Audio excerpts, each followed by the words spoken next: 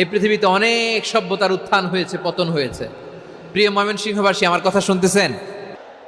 The clashes of civilisation, সভ্যতার সংঘাত। Samuel Huntington একটা বই লিখে গোটা বিশ্ব কাঁপিয়েছেন। বিভিন্ন সভ্যতার উত্থান এই পৃথিবীতে ঘটেছে, আবার পতন হয়েছে।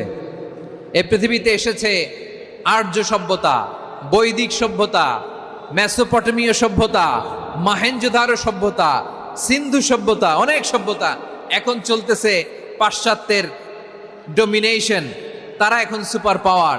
স্যামুয়েল হ্যান্টিংটন বলে এক সভ্যতা, এক সুপার পাওয়ার বেশি দিন প্রভাব খাটাতে পারে না।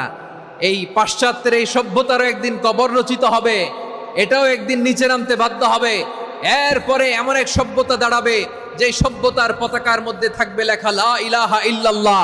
ওই সভ্যতার পতন পৃথিবীর কেউ করতে পারবে না। চিল্লায় বলেন ঠিক কিনা?